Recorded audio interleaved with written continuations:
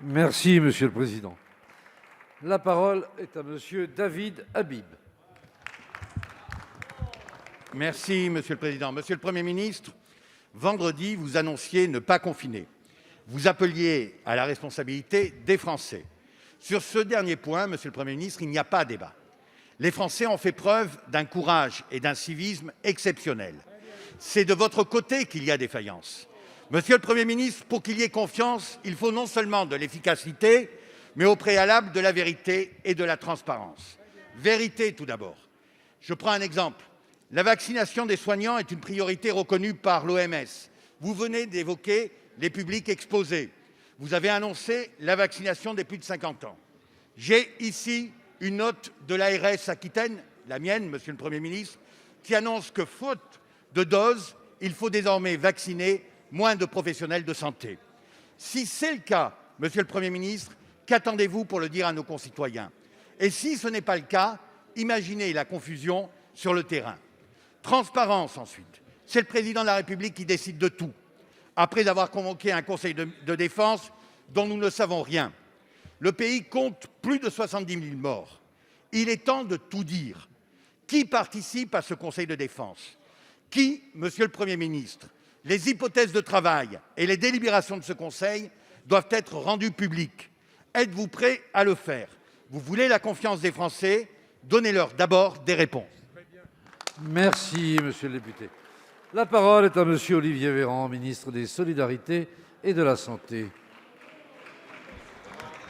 Monsieur le député David Habib, d'abord sur la question de la vaccination des soignants. Les soignants âgés de 50 ans et plus ont été un public prioritaire, vous le savez, dès le début du mois de janvier. Plusieurs centaines de milliers d'entre eux ont d'ores et déjà été vaccinés, en tout cas avec la première injection, ce qui veut dire qu'à ce stade, nous avons déjà vacciné la majorité des soignants âgés de 50 ans et plus dans notre pays. Soignants élargis, puisqu'on y a inclus également, vous le savez, les pompiers, les aides à domicile et l'ensemble de ces acteurs. Bien. Le Premier ministre a évoqué à l'instant l'avis de la CTV, de la Haute Autorité de Santé, qui arrivera vers 17h15 pour être précis, me dit-on, et qui devrait nous dire si oui ou non le vaccin est à ce stade recommandable pour les personnes âgées ou s'il est plutôt recommandable pour les personnes plus jeunes, faute de données pour l'instant, sachant que si c'était la deuxième option, alors nous aurions des données complémentaires d'ici à la fin du mois de février, et nous pourrions alors commencer en ciblant des personnes plus jeunes, et après, au mois de mars, lorsque nous aurions davantage de données, pouvoir aussi vacciner des personnes plus âgées avec ce vaccin, c'est ce que je souhaite. Vous avez vu la transparence jusqu'à l'heure de l'avis de la Haute Autorité de Santé. Monsieur le député, dans l'hypothèse où nous ne pourrions pas vacciner tout de suite des personnes âgées de 65 ans et plus avec ce vaccin, la possibilité que vous évoquez, qui a été évoquée par le Premier ministre, de permettre de vacciner l'ensemble des soignants de ce pays qui est plus jeune par le vaccin AstraZeneca pourrait être intéressante. Donc elle serait évidemment à étudier. En tout état de cause, la réponse vous serait donnée dans la semaine pour que tout puisse être organisé. Donc je vous confirme la volonté du gouvernement de continuer à protéger les soignants, parce que nous avons besoin des soignants, parce qu'ils sont exposés au risque coronavirus, parce qu'ils agissent en ville et à l'hôpital pour le bien-être de nos concitoyens. Sur le Conseil de défense et de sécurité nationale, il y a eu beaucoup de choses de dites et d'écrites. Ce que je peux vous dire, c'est que j'ai assisté à une bonne quarantaine de ces conseils. Ça ne ressemble pas du tout à la vision que vous en avez, monsieur le député. C'est un lieu d'échange, de discussion, sont présents des ministres, des experts, et vous savez quoi?